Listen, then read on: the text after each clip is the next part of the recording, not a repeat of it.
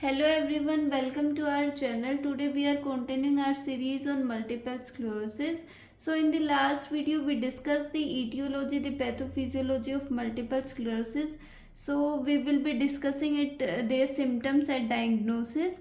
So early symptoms of multiple sclerosis are minor visual disturbances in which episodes of double vision are seen, which is called diplopia.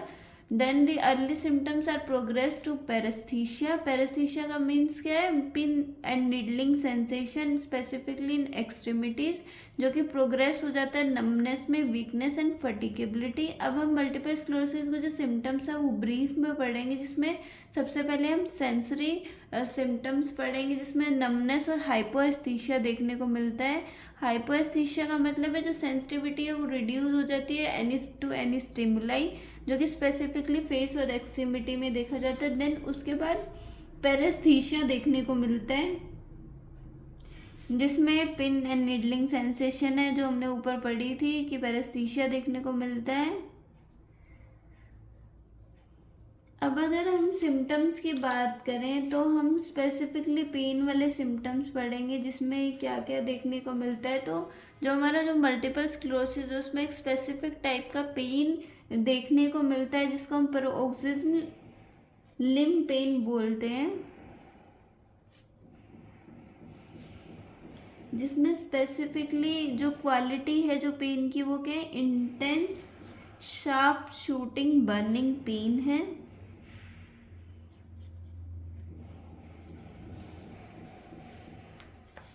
Next जो symptom है वो है headache. Headache देखने को मिलता है. Then डिसएस्थीसिया देखने को मिलता है, जो कि एबनॉर्मल बर्निंग और एकिंग पेन टाइप पेन है.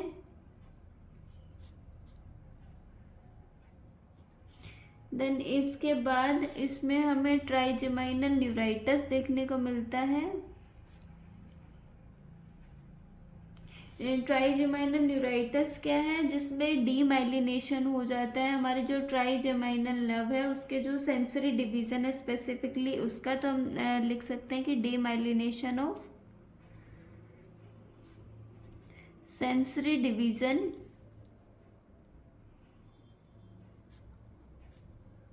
Of trigeminal nerve.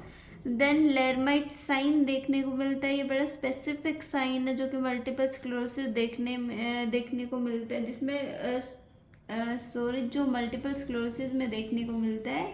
तो जो लेरमाइट साइन है उसमें स्पेसिफिकली क्या होता है? जब कोई पेशेंट है वो नेक का जब फ्लेक्शन प्रोड्यूस करता है, नेक का फ्लेक्शन करता है, तो देखने को क्या मिलता है कि जो इलेक्ट्रिक शॉक लाइक जो सेंसेशन है वो रन करती है स्पाइन में, थ्रू आउट द स्पाइन. तो जब पेशेंट फ्लेक्शन करेगा स्पाइन नेक का, तो पूरा इलेक्ट्रिक शॉक लाइक सेंसेशन है वो पूरा through out the spine run करेगी. तो electric shock like sensation running down into the spine.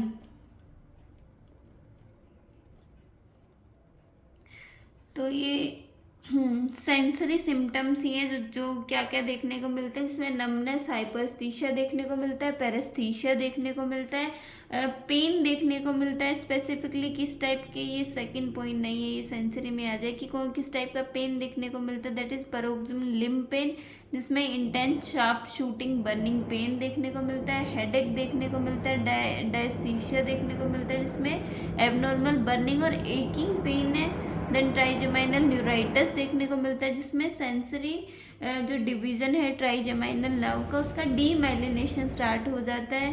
Then जो स्पेसिफिक एक टाइप ऑफ साइन है जो मल्टीपल स्क्लेरोसिस में देखा जाता है, जो कि लेहरमाइट साइन, जिसमें क्या है? जब नेक का जब फ्लेक्शन प्रोड्यूस करते हैं तो जो इलेक्ट्रिक शॉक लाइक सेंसेशन है वो throughout the spine run करती है. देन इसके बाद कुछ सिम्टम्स हैं जो देखने को मिलते हैं, सच एज हाइपरपैथिया, जिसमें क्या है? हाइपर सेंसिटिविटी हो जाती है माइनर सेंसरी स्टिमुलाई के. Hyper sensitivity to minor sensory stimuli. इसके बाद जो सिम्टम्स देखने को मिलते हैं वो है क्रोनिक डीमाइलिनेशन, डीमाइलिनेटिंग पेन देखने को मिलता है, क्रोनिक डीमाइलिनेटिंग पेन, जिसमें जो हमारा अब जो पेन वाला जो पेन और जो टेम्परेचर की जो स्टिमुलाई है वो कौन सा ट्रैक्ट ब्रेन तक लेके जाता है, दीज आर स्पाइनोथैलेमिक ट्रैक्ट, जो स्पेसिफिकली जो पेन और टेम्परेचर वाली जो सेंसेशन है वो स्पाइनल कॉर्ड से कॉर्टेक्स तक लेके जाती है। तो इसमें जो क्रोनिक डीमाइलिनेटिंग पेन है ये किस वजह से होता है कि डीमाइलिनेशन हो जाता है जब हमारा स्पाइनोथैलेमिक ट्रैक्ट का specifically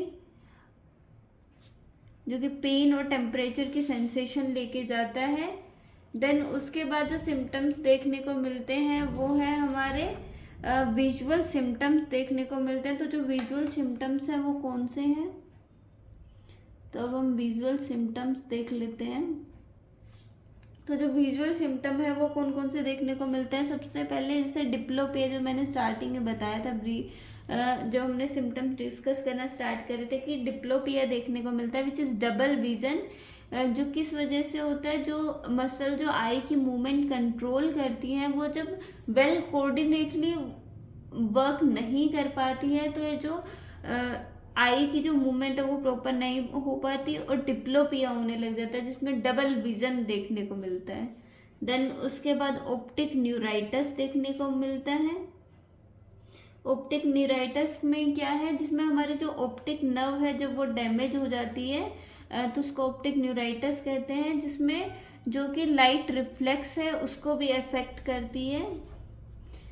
it also affect light reflex. अब लाइट रिफ्लेक्स नॉर्मली मैं आपको बता देती हूँ क्या है। लाइट रिफ्लेक्स नॉर्मली क्या होता है, जब कोई भी शाइनिंग जो ब्राइट लाइट है अगर वो हेल्दी आई में अगर हम टॉर्च या किसी पेन टॉर्च के थ्रू अगर हम शाइनिंग लाइट आई की हेल्दी आई के सामने लेके आएंगे तो क्या होगा, उसका रिजल्ट क्या होगा, जो रिफ्लेक्स जो होगा वो क्या होगा कि दोनों जो आई के जो प्यूपिल हैं वो कॉन्स्ट्रिक्ट करेंगे which is known as consensual reflex. Normally क्या होता है, जब कोई भी ब्राइट लाइट है अगर एक आई के फ्रंट में लेके आएंगे, सपोज लेफ्ट आई के फ्रंट में हम एक टॉर्च शाइनिंग ब्राइट लाइट लेके आए तो उसका रिजल्ट क्या होगा, जो प्यूपिल है वो दोनों लेफ्ट और राइट साइड का कॉन्स्ट्रिक्ट करेगा which is known as consensual reflex. But जो हमारी जो ऑप्टिक न्यूराइटिस के केस में क्या होता है, जब मल्टीपल स्क्लेरोसिस में जब ऑप्टिक न्यूराइटिस देखने को मिलता है तो उस कंडीशन में क्या होगा, जब लाइट शोन करी जाएगी तो उसमें पैराडॉक्सिकल वाइडनिंग होगा, दोनों प्यूपिल का डायलिटेशन होगा, जहाँ कॉन्स्ट्रिक्शन हो रहा था उधर डायलिटेशन होगा। पर पैराडॉक्सिकल वाइडनिंग क्यों बोला, पैराडॉक्सिकल का मतलब है जो नॉर्मल जो पैटर्न है अगर उस नॉर्मल पैटर्न से नहीं हो रहा है तो और उसके अपोजिट पैटर्न से हो रहा है तो उसको हम पैराडॉक्सिकल कहते हैं। जैसे हम कहते हैं पैराडॉक्सिकल जो ब्रीदिंग पैटर्न जो नॉर्मल पैटर्न नहीं फॉलो कर रहा है। तो अब जो ऑप्टिक न्यूराइटिस है इसमें हमारा लाइट रिफ्लेक्स है वो भी अफेक्ट करते हैं। तो इसमें हम लिख लेते हैं कि नॉर्मली क्या देखने को मिलता है, कॉन्सेंशुअल रिफ्लेक्स देखने को मिलता है, जिसमें क्या होता है जब शाइनिंग ब्राइट लाइट है वो जब शोन करी जाती है इनटू हेल्दी आई तो रिजल्ट क्या होता है,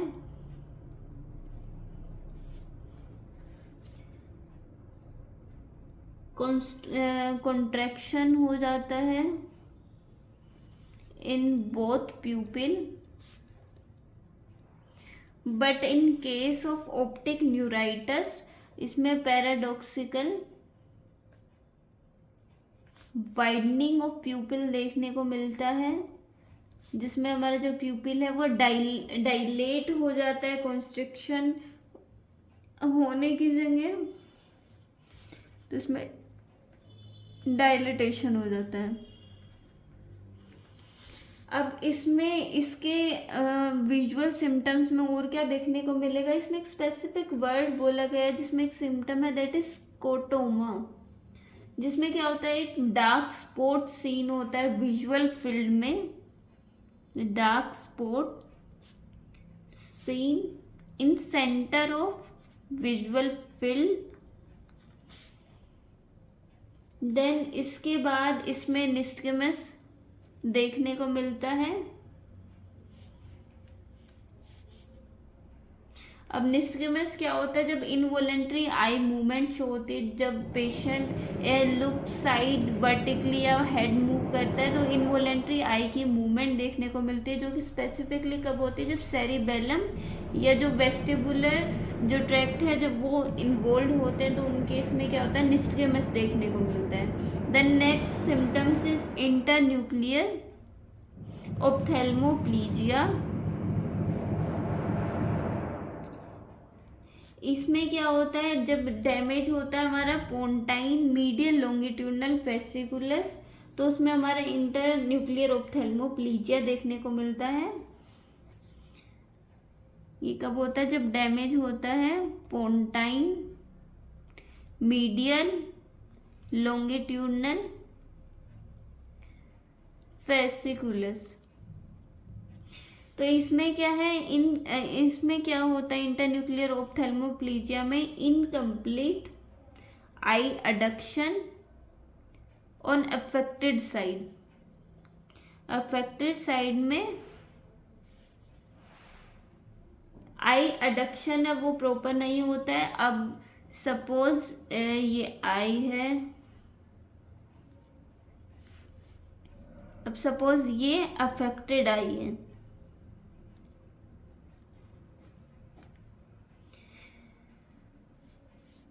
अब इधर वो आई अडक्शन का ट्राई करेगा, दैट मीन्स सपोज ये नोज है तो ये आई अडक्शन होगा, ये ट्राई करेगा, बट प्रॉपर आई अडक्शन नहीं होगा। और अपोजिट साइड जिसका अबडक्शन होना चाहिए था, अगर हम सपोज ये वाली साइड का अडक्शन करेंगे तो ये वाली साइड का अबडक्शन होगा। तो इसमें हमारा जो आई बॉल है वो अबडक्शन की जगह इसमें अनअफेक्टेड साइड पूरा निस्टगमस देखने को मिलेगा, जिसमें इनवॉलेंट्री आई मूवमेंट देखने को मिलेगा। ठीक है, तो जो अफेक्टेड साइड है उसका प्रॉपर अडक्शन नहीं होगा, जो अनअफेक्टेड साइड है जिसका अबडक्शन होना चाहिए था उसमें निस्टगमस देखने को मिलेगा, इनवॉलेंट्री आई मूवमेंट देखने को मिलेगी। ठीक है, नाउ अब हम मोटर सिम्टम्स देख लेते हैं, कुछ मोटर सिम्टम्स विच आर, जब पेशेंट का जो कोर्टिकोस्पाइनल लीजन होता है तो उसमें जो साइन और सिम्टम्स है वो अपर मोटर न्यूरॉन लीजन के देखने को मिलते हैं। जब पेशेंट को कोर्टिकोस्पाइनल लीजन होता है तो उसमें जो साइन और सिम्टम है वो अपर मोटर न्यूरॉन लीजन को देखने को मिलते हैं। अब जो कोर्टिकोस्पाइनल लीजन है वो अब हमें पता होगा, अब नाम से डिफाइन हो रहा है, कोर्टेक्स से स्पाइनल तक आ रहे हैं तो डिसेंडिंग ट्रैक्ट है। स्पेसिफिकली क्या, जो लिम्ब और जो ट्रंक की वॉलंटरी मूवमेंट कराते हैं, डिसेंडिंग पाथवे आप नाम से समझ गए, कोर्टिकोस्पाइनल है, कोर्टेक्स से स्पाइन तक आ रहा है। सपोज ये ब्रेन है और ये स्पाइन है तो यहाँ तक आ रही है, डिसेंडिंग पाथवे है, जिसमें जिनका फंक्शन क्या है, वॉलंटरी मूवमेंट करा रहे हैं लिम्ब और ट्रंक का। तो इसमें जो साइन, अगर इधर का लीजन होता है तो जो साइन एंड सिम्टम्स है वो अपर मोटर न्यूरॉन लीजन के देखने को मिलते हैं। जो सिम्टम्स है वो है हमारे paresis which is weakness, then spasticity देखने को मिलती है, ब्रिस्क टेंडन रिफ्लेक्स देखने को मिलता है। ब्रिस्क टेंडन रिफ्लेक्स क्या है, जिसमें ग्रेड 3+ रहती है, जो हमारे जो क्यूटेनियस रिफ्लेक्सेस हैं वो सारे एग्जिग्रेटेड रहते हैं। ठीक है, then involuntary flexor and extensive spasm देखने को मिलता है। क्लोनस देखने को मिलती है। क्लोनस क्या है हमारी, जिसमें इनवॉलेंट्री रिदमिक मसल कॉन्ट्रैक्शन और रिलैक्सेशन होता है। Involuntary rhythmic contraction and relaxation, जिसमें एक बार मसल कॉन्टैक्ट हो रही है, एक बार रिलैक्स हो रही है, इनवॉलेंट्री, प्रॉपर पैटर्न में नहीं। साथ में क्या है, इसमें एक स्पेसिफिक बेबिंस्की साइन देखने को मिलता है, बेबिंस्की साइन देखने को मिलता है, जिसमें क्या होता है, अगर जो सपोज जो सोल ऑफ फुट है, सपोज ये है जो सोल ऑफ फुट है, अगर उस पर हम स्ट्रोकिंग करेंगे तो रिजल्ट क्या होगा, जो टो है वो अपवर्ड की तरफ मूव करेगा, और साथ में हमारे जो अपवर्ड की तरफ मूव कर रहा है दैट मीन्स डोर्सिफ्लेक्शन हो रहा है, और जो हमारी जो फिंगर्स हैं उनकी क्या फैन आउट हो जाती है, वो सब ऐसे अबडक्ट हो जाते हैं, ऐसे दूर दूर हो जाएंगी, ठीक है, फैन आउट हो जाएंगी, एंड साथ में डोर्सिफ्लेक्शन होगा स्पेसिफिकली जो देखने को मिलेगा हमारे मोटर सिम्टम्स में। देन उसके बाद और क्या देखने को मिलेंगे हमें मोटर सिम्टम्स, वीकनेस देखने को मिलेगी, वीकनेस देखने को मिलेगी, जो मूवमेंट का जो पैटर्न है वो कैसा होगा। अब वीकनेस है तो जो मूवमेंट का पैटर्न क्या होगा, वो स्लो होगा, स्टिफ होगा, और जो ऑर्डरली जो रिक्रूटमेंट होनी चाहिए मूवमेंट की वो नहीं होगी, उसका लॉस होगा, loss of orderly recruitment. Now जो फायरिंग रेट है, जो मॉड्यूलेशन जो मोटर न्यूरॉन का वो भी रिड्यूस हो जाएगा, जो फायरिंग रेट है of modulation of motor neuron वो भी देखने को मिलेगा, जिसमें इसका मतलब है जो हमारा जो एक्शन पोटेंशियल है उसकी जो वेरिएबिलिटी है वो डिक्रीज हो जाएगी, जिसमें रिजल्ट क्या होगा, जो मसल का जो एक्टिवेशन है वो भी नहीं होगा, और जो मसल कॉन्ट्रैक्शन है वो भी ऑल्टर्ड हो जाएगा। तो रिजल्ट क्या होगा, जो मसल स्ट्रेंथ है वो कम होगी, पावर एंड एंड्योरेंस है मसल की वो सब भी डिक्रीज हो जाएंगी।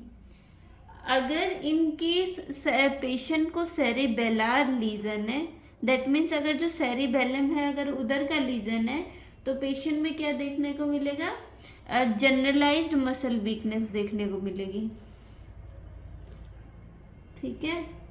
देन उसके बाद क्या होगा, स्टार्ट, अब जो वीकनेस है वो वेरी कर सकती है, कुछ पेशेंट में mild paralysis that means minute weakness हो गई, और कुछ पेशेंट में कंप्लीट पैरालिसिस भी हो सकता है। तो जो वीकनेस है वो वेरी करती है पेशेंट टू पेशेंट, कि कितना लीजन है, किस पार्ट ऑफ ब्रेन का लीजन है उससे वेरी करता है। तो कुछ पेशेंट में माइल्ड पैरालिसिस से लेके कंप्लीट पैरालिसिस तक देखने को मिल सकती है। देन उसके बाद जो नेक्स्ट जो सिम्टम्स हैं वो है हमारे स्पास्टिसिटी, स्पास्टिसिटी देखने को मिलती है। अब जो स्पास्टिसिटी है वो 75% ऑफ पेशेंट में देखने को मिलती है। अब जो स्पास्टिसिटी का जो लेवल है, जो रेंज है, वो माइल्ड टू सीवियर हो सकता है। अब वो डिपेंड करती है किन किन चीज़ों पे। सबसे पहले जो ड्यूरेशन है डिसेबिलिटी की वो क्या है, किस एज में हुई है। देन उसके बाद डिपेंड करता है स्पास्टिसिटी की रिलैप्सेस कितने ज़्यादा रिलैप्सेस हैं तो नंबर ऑफ रिलैप्सेस पे भी डिपेंड करता है। देन उसके बाद जो सिम्टम्स हैं वो कितने वर्सन हुए हैं उस पर भी डिपेंड करता है। अब जो क्लिनिकल जो इंडिकेशन है स्पास्टिसिटी की कि स्पास्टिसिटी है वो हम कैसे देख सकते हैं। कुछ क्लिनिकल इंडिकेशन है हमारी स्पास्टिसिटी की, वो क्या है वो देख लेते हैं। तो सबसे पहले है impaired voluntary control of movement. जो वॉलेंट्री जो कंट्रोल है जो मूवमेंट का वो इनवॉलेंट्री इम्पेयर्ड रहेगा, दैट मीन्स एबनॉर्मल को कॉन्ट्रैक्शन रहेगा। अब साथ में क्या देखने को मिलेगा, जो डीप टेंडन रिफ्लेक्सेस हैं वो सब भी बढ़े हुए मिलेंगे। क्लोनस देखने को मिलेगा, जो हमने लास्ट टाइम पढ़ा था कि क्लोनस क्या है, जिसमें involuntary muscle contraction and relaxation देखने को मिलेगा। देन उसके बाद जो ROM है वो भी डिक्रीज हुई मिलेगी। अब रिजल्ट क्या होगा इस स्पास्टिसिटी का, फटीकेबिलिटी देखने को मिलेगी, फटीक, और जो फंक्शन की जो मोबिलिटी है वो सब भी इम्पेयर्ड मिलेगी पेशेंट में। डेली लिविंग की जो एक्टिविटीज़ हैं वो सब भी इम्पेयर्ड हो जाएगी, तो एडीएल है वो सब भी हमारे इम्पेयर्ड देखने को मिलेंगे। अब जो हमारी जो स्पास्टिसिटी है वो फर्दर पेशेंट में spasticity can cause pain. Spasticity क्या है, पेन भी कोज कर सकती है, कॉन्ट्रैक्चर भी कोज कर सकती है। वो जो कॉन्ट्रैक्चर है वो डिसेबिलिटी वाले भी हो सकते हैं कि वो डिसेबल कर दे एक पर्सन को। साथ में एबनॉर्मल पोजीशनिंग भी देखने को मिल सकती है। और क्या देखने को मिलेगा, जो स्किन की जो इंटीग्रिटी है उसको मेंटेन करने में दिक्कत होगा, problem in maintaining skin integrity. अब जो स्पास्टिसिटी है वो फ्लक्चुएट भी कर सकती है, किस किस फैक्टर से वो फ्लक्चुएट कर सकती है, स्पास्टिसिटी वो हमारी फ्लक्चुएट भी कर सकती है किस किस फैक्टर से। जैसे अगर कोई पेशेंट फटीक है तो उसकी स्पास्टिसिटी में भी वो बढ़ सकती है। अगर किसी पेशेंट को स्ट्रेस है, वो किसी चीज़ से वरी है या कोई और एक्सटर्नल फैक्टर है जिसकी वजह से पेशेंट स्ट्रेस में आ रहा है, तो हमारी जो स्पास्टिसिटी है वो बढ़ सकती है। अगर टेम्परेचर रेज है रूम का, एनवायरनमेंट का, तो उसकी वजह से भी स्पास्टिसिटी बढ़ सकती है। दैट मीन्स ओवर हीटिंग से भी। अब ओवर हीटिंग में हो सकता है पेशेंट को फीवर हो, पायरेक्सिया हो, तो उस केस में जो स्पास्टिसिटी है वो बढ़ जाएगी। इन केस ऑफ इन्फेक्शन, अगर पेशेंट को कोई इन्फेक्शन हुआ है सच जैसे यूटीआई हो गया, तो उस केस में भी हमारी जो स्पास्टिसिटी है वो बढ़ जाएगी। हो सकता है कि कोई नोक्शियस स्टिमुलाई हो, जैसे पेन या फिर ब्लैडर या रीनल, कोई भी नोक्शियस स्टिमुलाई हो, उसकी वजह से भी हमारी स्पास्टिसिटी है वो बढ़ सकती है, फ्लक्चुएट कर सकती है। और साथ में क्या हो सकते हैं, कुछ एंटी डिप्रेसेंट एजेंट्स हैं जैसे सीरोटोनिन अपटेक इनहिबिटर्स हैं, वो भी हमारी जो स्पास्टिसिटी है वो फ्लक्चुएट कर सकती है। तो इन्फेक्शन है, कोई नोक्शियस स्टिमुलाई है, नोक्शियस स्टिमुलाई जैसे पेन, ब्लैडर, रीनल से रिलेटेड हो सकता है, कोई भी हो सकता है, तो वो उससे क्या होगा, हमारी जो स्पास्टिसिटी है वो फ्लक्चुएट हो सकती है। और एक है हमारे एंटी डिप्रेसेंट ड्रग्स, जिसमें हमारा सीरोटोनिन अपटेक इनहिबिटर आता है,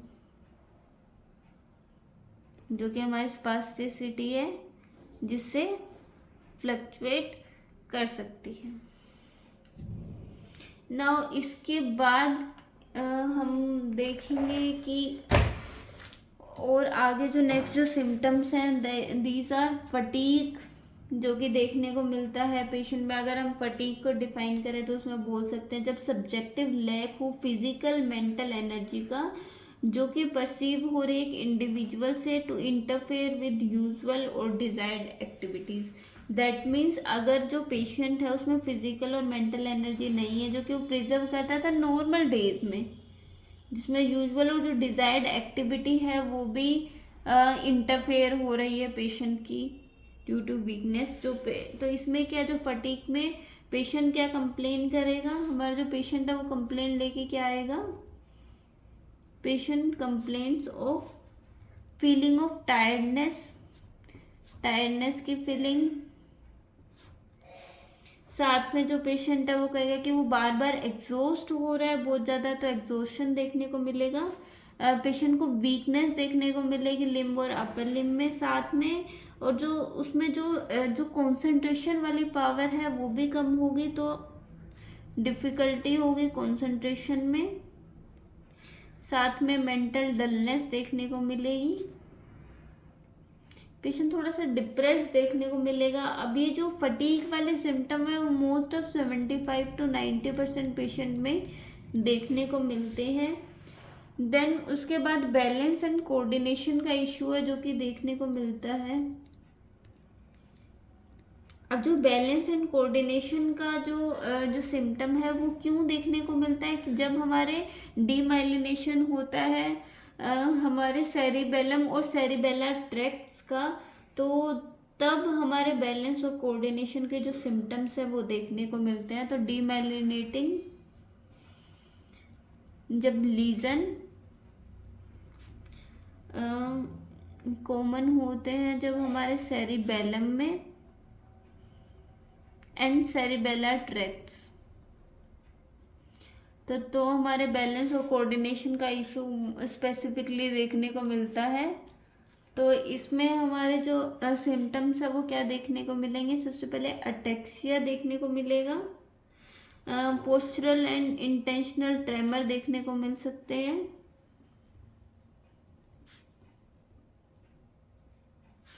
हाइपोटोनिया देखने को मिल सकता है,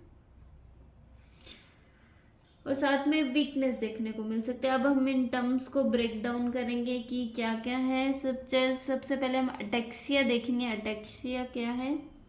तो स्पेसिफिकली जब हमारा सेरिबेलम या सेरिबेलर ट्रैक्ट में जब लीजन होता है तो मोस्ट स्पेसिफिकली हम यही सिम्टम देखने को मिलता है हमें, ataxia, which is general term है जिसमें क्या अनकोऑर्डिनेटेड मूवमेंट होती है, जिसमें अनकोऑर्डिनेटेड हम लिख लेते हैं, अनकोऑर्डिनेटेड मूवमेंट देखने को मिलती है। ये एक जनरल टर्म है। अब अटेक्सिया में भी फर्दर बहुत सारी चीज़ें देखने को मिलती है, जैसे डिसमेट्रिया। डिसमेट्रिया इसमें 3 टर्म देखेंगे, डिससिनर्जिया एंड एक भारी सा टर्म है दैट आर डिसडियाइडो कोकाइनीजिया। अब हम इन 3 टर्म को देखेंगे। तो अटेक्सिया एक जनरल टर्म है जिसमें क्या अनकोऑर्डिनेटेड मूवमेंट देखने को मिलती है, जो कि जिसमें क्या है इनएबिलिटी होती है, जो पेशेंट है वो कोऑर्डिनेटली कोई मूवमेंट नहीं कर पाएगा। एक जो मूवमेंट का जो पैटर्न है वो पैराडॉक्सिकल मूवमेंट पैटर्न होगा, जो नॉर्मल मूवमेंट पैटर्न है वैसा नहीं होगा। जो मूवमेंट है वो अनकोऑर्डिनेटेड मूवमेंट रहेंगी। तो अब अटेक्सिया में जो हमने 3 चीज़ें देखी, जैसे डिसमेट्रिया है। डिसमेट्रिया का मतलब क्या है? इसमें जो पेशेंट एबल नहीं होगा, जो मूवमेंट में जो रेंज है, स्पीड है, या जितना फोर्स से वो जो वॉलेंट्री मूवमेंट करनी है वो कंट्रोल नहीं कर पाएगा। रिजल्ट क्या होगा?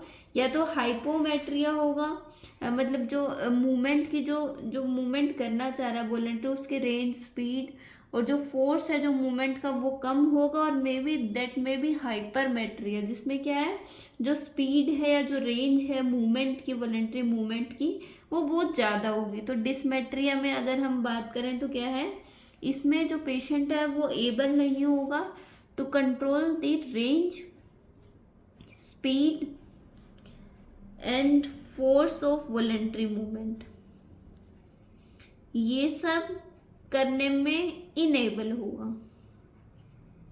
तो रिजल्ट क्या होगा? मे बी वो जो वॉलेंट्री मूवमेंट है वो हाइपोमेट्रिया हो, दैट मीन्स जो वॉलेंट्री मूवमेंट है उसकी जो रेंज है, जो स्पीड है वो बहुत ज़्यादा कम होगी, और दैट मे बी हाइपरमेट्रिया, जिसमें जो रेंज, स्पीड और जो फोर्स है जो वॉलेंट्री मूवमेंट का वो ज़्यादा होगा। तो that may be hypometria, that may be hypermetria. ठीक है, देन उसके बाद हमने डिससिनर्जिया देखा है, जिसमें वही जो कोऑर्डिनेट जो मूवमेंट है उसका जो पैटर्न है वो इन कोऑर्डिनेटेड नहीं होगा मूवमेंट पैटर्न, उसमें क्या है पैराडॉक्सिकल मूवमेंट पैटर्न देखने को मिलेगा। या फिर जो नेक्स्ट जो टर्म है डिसडियाइडोकोकाइनीजिया, उसमें क्या है जो पेशेंट है वो इम्पेयर्ड होगा, वो एबल नहीं होगा रैपिड ऑल्टरनेट मूवमेंट करने में। जैसे ये इजी वे में ये टर्म मैं समझाती हूँ। डिसडियाइडोकाइनीजिया में क्या होता है स्पेसिफिकली, जो रैपिड जो ऑल्टरनेटिंग मूवमेंट है, दैट मीन्स अगर हम पेशेंट को बोलेंगे कि प्रोनेशन और सुपिनेशन ऑल्टरनेटली करना है तो पेशेंट क्या है वो मूवमेंट परफॉर्म नहीं कर पाएगा। जो सेरिबेलम है वो जो ऑल्टरनेट मूवमेंट वाला जो पैटर्न है, रैपिड ऑल्टरनेट मूवमेंट का, वो सब इम्पेयर्ड होगा। तो impaired ability to perform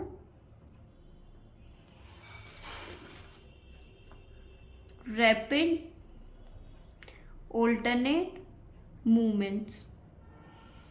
the example जैसे हमने देख लिया प्रोनेशन और सुपिनेशन, अगर पेशेंट को बोलेंगे रैपिड करने के लिए तो पेशेंट क्या है, प्रॉपरली कर नहीं पाएगा। देन उसके बाद जो सिम्टम है, जैसे हमने इधर बात करी पोस्चरल और इंटेंशनल ट्रेमर देखने को मिलता है। तो जो पोस्चरल ट्रेमर है वो क्या होता है, जब पेशेंट इधर सिटिंग और जो स्टैंडिंग पोजीशन में है, और अब उस टाइम पे क्या होगा, जो लिम्ब और जो बॉडी है वो सपोर्ट है अगेंस्ट ग्रेविटी पोजीशन में। तो जब पेशेंट सिटिंग और स्टैंडिंग में होगा, जब ग्रेविटी के अगेंस्ट वाली पोजीशन में होगा, तो जो पेशेंट है उसमें क्या पोस्चरल ट्रेमर देखने को मिलेंगे।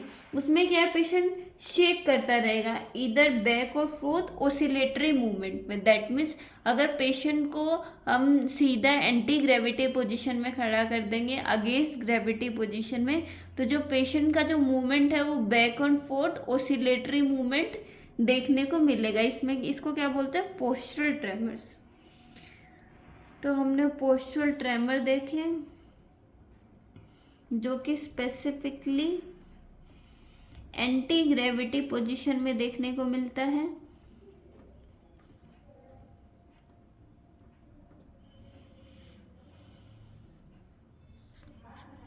जब बॉडी अगेंस्ट ग्रेविटी सपोर्टेड रहती है तो इसमें क्या है, शेकिंग बॉडी मूवमेंट देखने को मिलेगा, back and fourth oscillatory movement ये देखने को मिलेगी। नेक्स्ट इसके बाद क्या है, हमने पोस्चरल ट्रेमर देख लिया। देन उसके बाद हम इंटेंशनल ट्रेमर देख लेते हैं। एक और हमने टर्म इधर पढ़ा है, इंटेंशनल ट्रेमर। इंटेंशनल ट्रेमर क्या होता है, जिसमें इनवॉलेंट्री रिदमिक शेकिंग मूवमेंट देखने को मिलती है।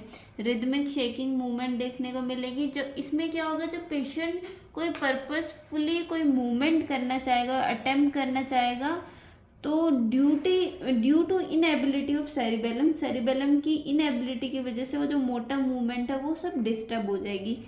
वो पर्पसफुली वो मूवमेंट, जब कोई भी मूवमेंट करना चाहेगा, वो चाह रहा है अगर कि ग्लास पकड़ना, तो इनवॉलेंट्री उसमें रिदमिक शेकिंग मूवमेंट देखने को मिलेगा। तो these are intentional tremor. Intentional tremor क्या है, जब कोई पर्पसफुली कोई मूवमेंट जब करने जा रहा है, तो जो मूवमेंट है जब अटेम्प्ट कर रहा होगा तो उसमें रिदमिक शेकिंग मूवमेंट देखने को मिलेगी सेरिबेलम को इम्पैक्ट होने की वजह से, ड्यू टू सेरिबेलम।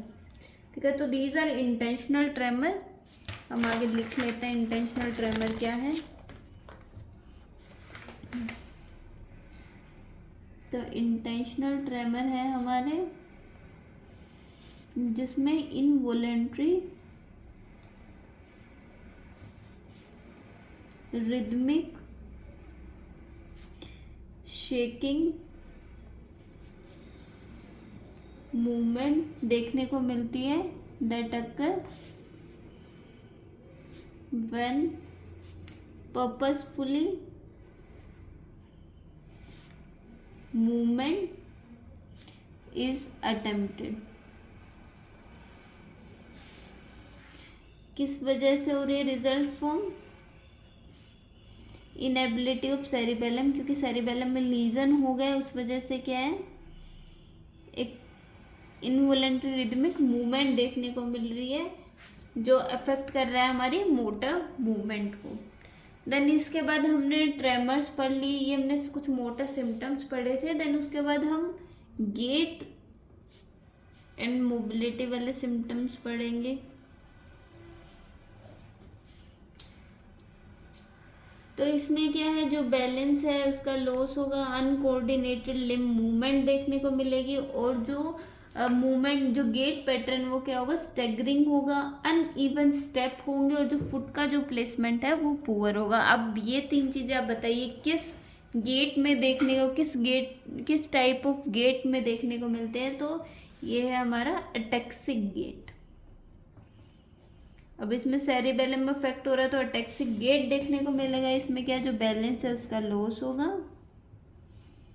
साथ में जो लिम्ब की जो मूवमेंट है वो अनकोऑर्डिनेटेड रहेगी।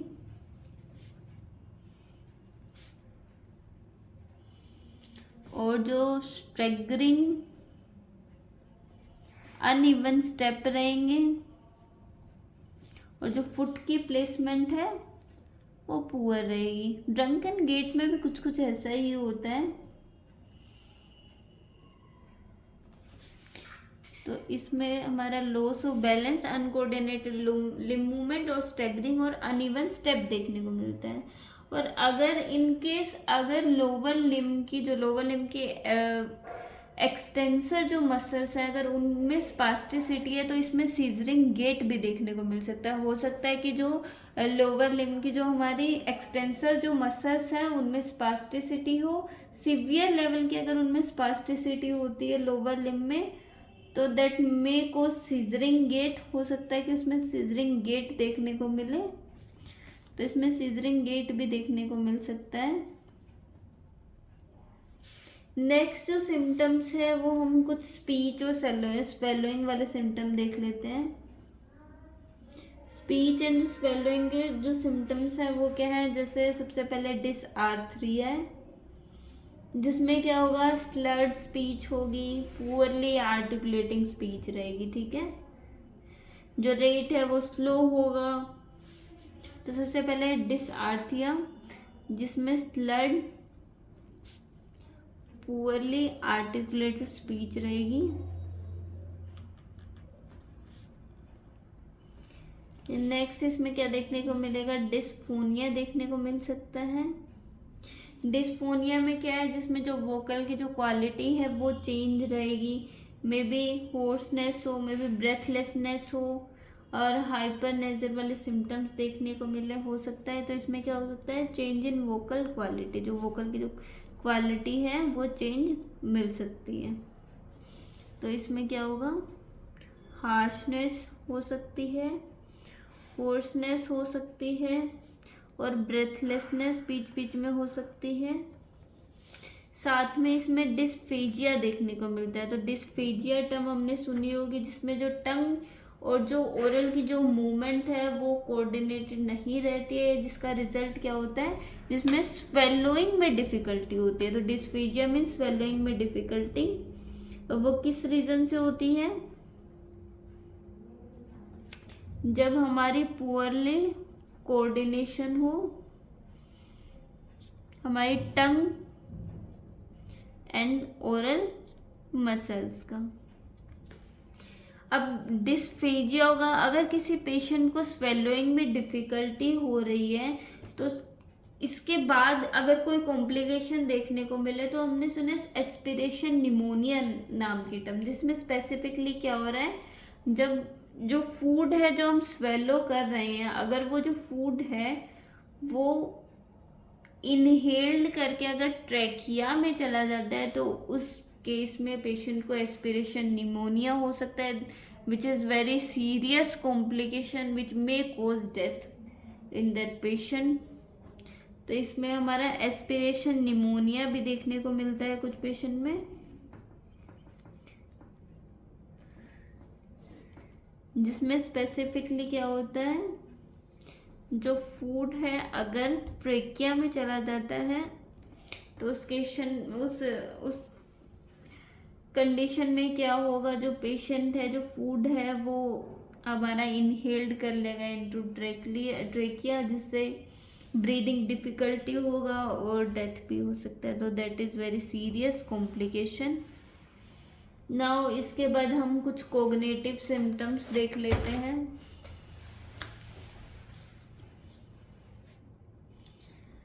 कोग्निटिव सिम्टम्स आर,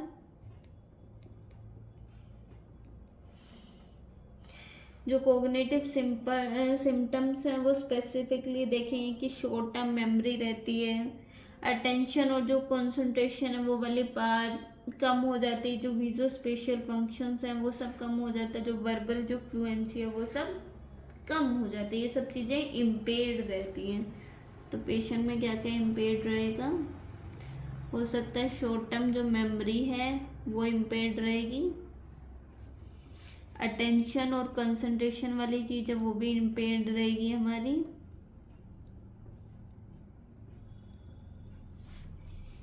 साथ में जो विजुओ स्पेशल जो फंक्शन है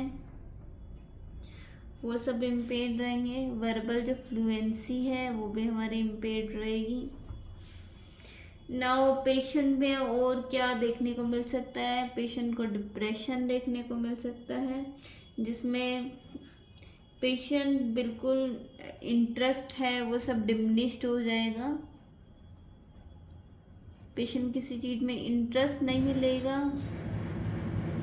साथ में हो सकता है लेथार्जी का फीलिंग हो, लेथार्जी, वर्थलेसनेस फील हो। पेशेंट को इंसोम्निया भी देखने को मिल सकता है, जिसमें नींद ना आना, और मे बी हाइपर सोमनिया, जिसमें नींद बहुत ज़्यादा आना। कुछ पेशेंट को होता है कि नींद बहुत ज़्यादा आती है। अब कुछ इमोशनल सिम्टम्स देख लेते हैं। इमोशनल सिम्टम्स क्या होंगे, जिसमें सूडो बल्बर स्पेसिफिकली इफेक्ट देखा जाता है, सूडो बल्बर इफेक्ट। इसमें स्पेसिफिकली क्या होता है, इसमें क्या होगा, बहुत ज़्यादा सडन अनप्रिडिक्टेबल एपिसोड होंगे। या तो पेशेंट बहुत ज़्यादा हंस रहा होगा, या पेशेंट बहुत ज़्यादा रो रहा होगा, या बहुत ज़्यादा इमोशनली प्रेजेंट होगा, तो उसको हम सूडो बल्बर इफेक्ट कहते हैं। तो सूडो बल्बर इफेक्ट को हम एक और टर्म से जानते हैं, जिसमें इनवॉलेंट्री इमोशनल एक्सप्रेशन डिसऑर्डर भी बोलते हैं, या इमोशनल इनकॉन्टिनेंस भी बोलते हैं। तो सूडो बल्बर को हम इमोशनल इनकॉन्टिनेंस भी बोलते हैं, और साथ में involuntary emotional expressive disorder, emotional expressive disorder.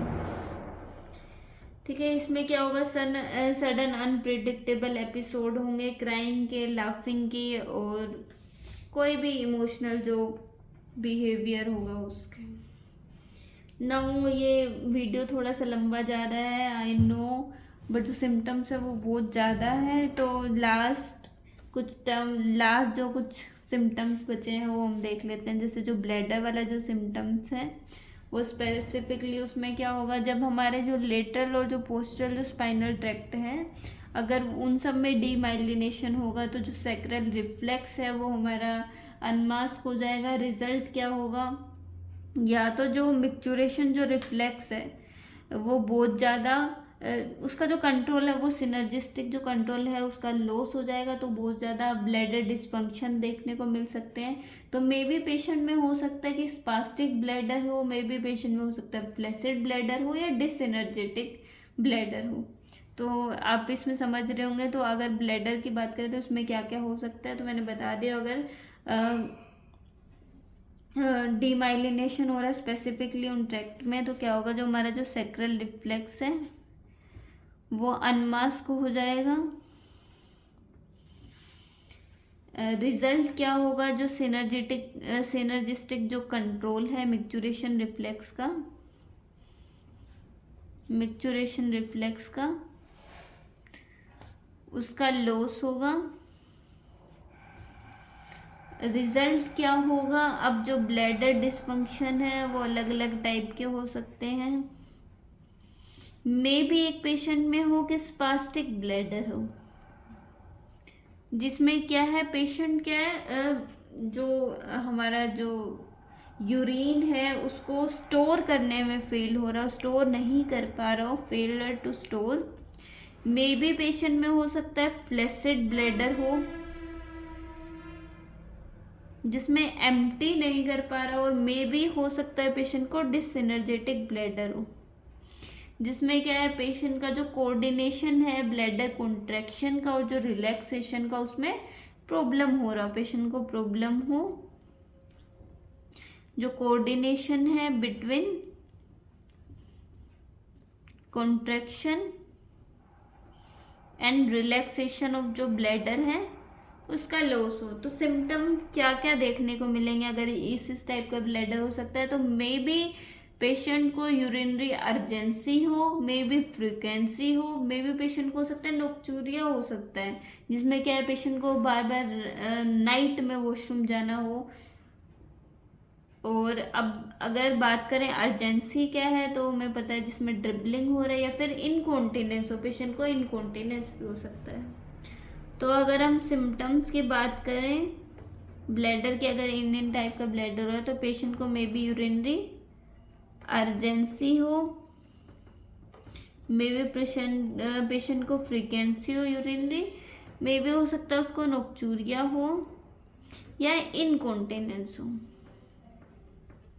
तो ये सब सिम्टम देखने को मिल सकते हैं। अब हो सकता है पेशेंट को अगर बार बार पेशेंट को स्पास्टिक या फ्लैसिड ब्लैडर या डिसएनर्जेटिक ब्लैडर रह रहा है, तो उस केस में क्या होगा, पेशेंट फुल्ली एम्प्टी नहीं कर पा रहा है ब्लैडर, तो कुछ रेसिडुअल रह जाएंगे यूरिनरी वॉल्यूम के। तो उस केस में क्या होगा, जो यूटीआई के जो चांसेस है वो बढ़ जाएंगे। तो मे बी पेशेंट को क्या हो सकता है, यूरिनरी ट्रैक्ट इन्फेक्शन हो सकता है।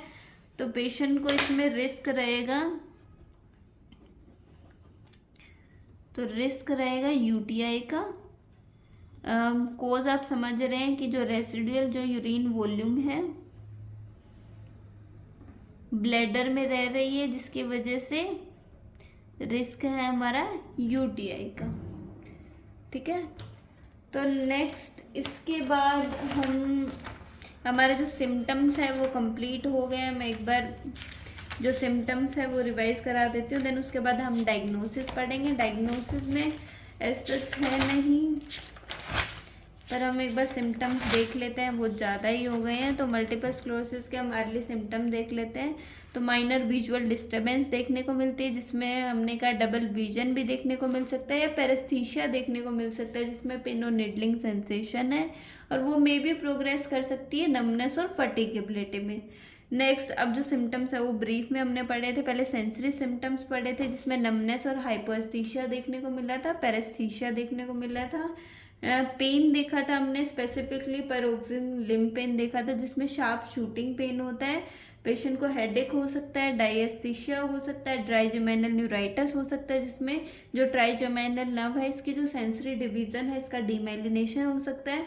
पेशेंट को मे बी लेरमाइट साइन प्रेजेंट हो, जिसमें क्या होगा, अगर पेशेंट फ्लेक्शन करेगा नेक का तो रिजल्ट क्या होगा, इलेक्ट्रिक शॉक लाइक जो सेंसेशन है वो throughout the spine run करेगी।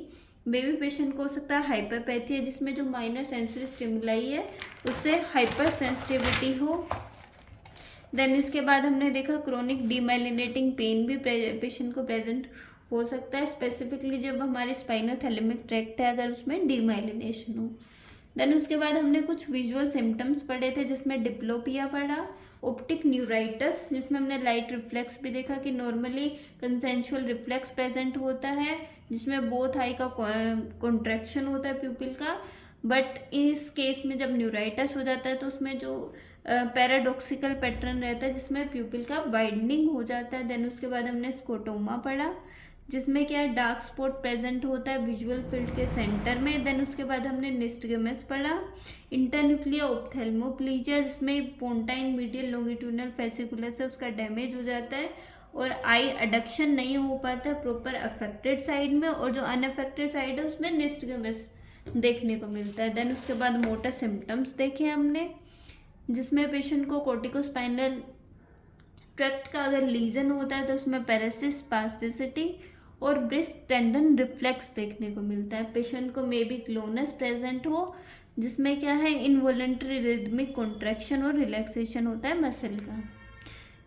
देन उसके बाद हमने बेबिंस्की साइन देखा, मे बी पेशेंट में प्रेजेंट हो सकता है, जिसमें अगर जो सोल ऑफ फुट है अगर उस पर स्ट्रोक करेंगे तो रिजल्ट क्या होगा, जो पेशेंट का जो टो है उसका डोर्सिफ्लेक्शन होगा और जो फिंगर्स है वो फैन आउट कर जाएंगी। देन उसके बाद कुछ मोटर सिम्टम्स और पढ़े, जिसमें हमने वीकनेस पढ़ा, जो मूवमेंट है वो स्लो स्टिफ होगी, रिक्रूटमेंट स्लो होगी, जो फायरिंग रेट है वो स्लो हो जाएगा। रिजल्ट क्या होगा, पेशेंट की जो मसल स्ट्रेंथ है, पावर और एंड्योरेंस है वो कम हो जाएगी। मे बी पेशेंट में सेरेबेलर लीजन हो, जिसकी वजह से जनरलाइज मसल वीकनेस हो सकता है। देन उसके बाद हमने स्पास्टिसिटी पढ़ी। 75% ऑफ पेशेंट में प्रेजेंट होती है स्पास्टिसिटी, जो कि डिपेंड करती है डिसेबिलिटी किस एज में हुई है, रिलैप्सेस कितने हुए हैं, और जो सिम्टम्स हैं वो कितने वर्सन है उस पर डिपेंड करती है। अब स्पास्टिसिटी की क्लिनिकल इंडिकेशन क्या है? जो वॉलेंट्री जो कंट्रोल है मूवमेंट का वो इम्पेयर्ड रहेगा, डीप टेंडन रिफ्लेक्सेस हैं वो सब बढ़े हुए मिलेंगे, क्लोनस देखने को मिलेगा, रेंज ऑफ मोशन है वो डिक्रीज मिलेगी। रिजल्ट क्या होगा? पेशेंट बार बार फटीक होगा, जो फंक्शनल उसकी जो मोबिलिटी है वो इम्पेयर्ड रहेगी, एडीएल जो एक्टिविटीज़ है वो पेशेंट नहीं कर पाएगा। स्पास्टिसिटी का और फर्दर रिजल्ट क्या होगा? पेशेंट में मे भी हो सकता है कॉन्ट्रैक्चर बन जाए। रिजल्ट क्या होगा? डिसेबिलिटी हो जाएगी, एबनॉर्मल पोजिशनिंग रहेगी। स्पास्टिसिटी क्या है? वो फ्लक्चुएट भी कर सकती है। अगर कोई पेशेंट फटीक हो रहा है बार बार, अगर थका हुआ है तो मे भी स्पास्टिसिटी बढ़ सकती है। अगर पेशेंट को स्ट्रेस हो रहा है, कोई मेंटल स्ट्रेस है तो भी स्पास्टिसिटी बढ़ सकती है। अगर कोई इन्फेक्शन है सच एज यूटीआई तो भी स्पास्टिसिटी बढ़ सकती है। पेशेंट को पैरेक्सिया है तो भी स्पास्टिसिटी बढ़ सकती है। या कोई एंटी डिप्रेसेंट ड्रग ले रहा है जैसे such as serotonin uptake inhibitor, तो उस केस में भी पेशेंट की जो स्पास्टिसिटी है वो बढ़ सकती है। देन उसके बाद हमने फटीक देखा कि अगर पेशेंट 75 to 90% पेशेंट है वो क्या कंप्लेन करते हैं कि एग्जॉस्ट फील करते हैं, वीकनेस फील करते हैं, कंसंट्रेट नहीं कर पाते हैं किसी काम में। देन उसके बाद बैलेंस और कोऑर्डिनेशन में भी इशू देखा है, और जो बैलेंस और जो कोऑर्डिनेशन है वो इशू, अब हमें पता है जो हमारे सेरिबेलम में है वही बैलेंस और कोऑर्डिनेशन वाला जो फंक्शन है वही कंट्रोल करता है। अगर उधर का लीजन होगा तो पेशेंट में अटैक्सिया देखने को मिलेगा। Ataxia which is uncoordinated movement, उसमें भी हमने 3 टाइप का पढ़ा है, 3 स्पेसिफिक मूवमेंट पढ़ी हैं। This are dysmetria, dyssynergia and dysdiadochokinesia. ये टर्म याद रखेंगे, जिसमें रैपिड ऑल्टरनेट अगर मूवमेंट करता है वो प्रॉपर नहीं कर पाएगा, सच एज प्रोनेशन और सुपिनेशन। देन उसके बाद हमने पोस्चरल ट्रेमर देखे कि अगर पेशेंट एंटी ग्रेविटी पोजीशन में खड़ा है तो may be patient back and fourth oscillatory movement कर रहा हो, या फिर इंटेंशनल ट्रेमर भी देखने को मिल सकते हैं पेशेंट में, जिसमें क्या अगर इनवॉलेंट्री रिदमिक शेकिंग मूवमेंट देखने को मिलेगा। जब पर्पसफुली कोई मूवमेंट करना चाहेगा, मे बी पेन पिक करना चाह रहा होगा तो पर्पसफुली शेकिंग मूवमेंट होगा।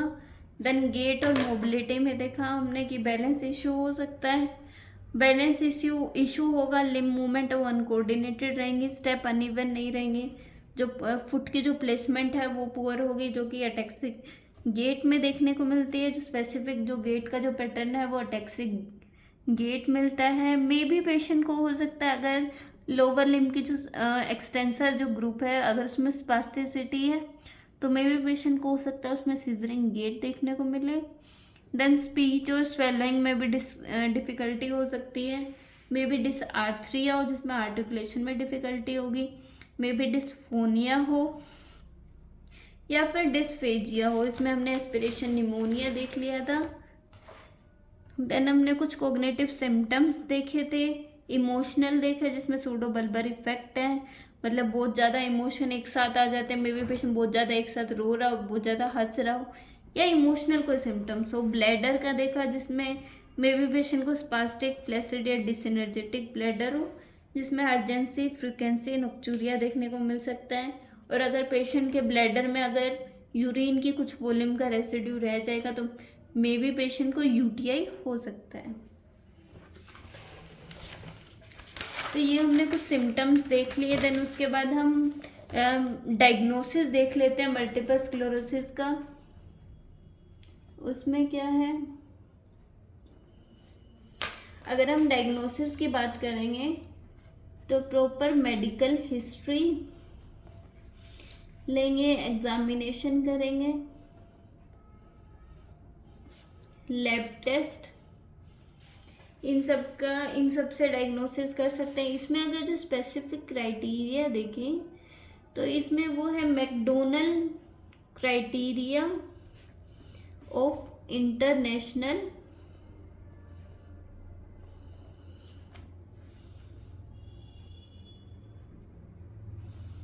On diagnosis of multiple sclerosis ये क्राइटेरिया स्पेसिफिकली मल्टीपल स्क्लेरोसिस के डायग्नोसिस में यूज़ होता है। एमआरआई का यूज़ करते हैं जिसमें specific contrast, enhanced, TI, weighted image. Now अब जो लैब टेस्ट है उसमें हमने जब बात करी एमआरआई की, evoked potential and lumbar puncture. इसमें जब हम अगर लंबर पंक्चर करके अगर हम सीएसएफ का एनालिसिस करेंगे तो इसमें क्या देखने को मिलेगा हमें, इसमें जो इम्यूनोग्लोबिन जो जी है वो एलिवेटेड मिलेंगे, आईजीजी है एलिवेटेड मिलेंगे। साथ में स्पेसिफिकली इसमें प्रेजेंस होती है जो हमारा मार्कर है मल्टीपल स्क्लेरोसिस का, दीज आर ओलिगोक्लोनल आईजीजी बैंड देखने को मिलते हैं। इसमें इम्यूनोग्लोबिन बैंड देखने को मिलते हैं जो कि रिस्पॉन्स है इन्फ्लेमेटरी डीमाइलिनेटिंग लीजन। तो डीमाइलिनेशन जो प्रॉपर होता है उसका मार्कर क्या है, ओलिगोक्लोनल इम्यूनोग्लोबिन बैंड्स देखने को मिलते हैं अगर सीएसएफ की एनालिसिस होगी। तो ये हमारे मल्टीपल स्क्लेरोसिस के डायग्नोसिस है जिससे मल्टीपल स्क्लेरोसिस है वो डायग्नोज कर सकते हैं। So today we discuss the symptoms and the diagnosis of multiple sclerosis. So thank you for supporting my new channel. So please like, subscribe and thumbs up my channel and comment the channel. So like, comment and share my new channel. Thank you.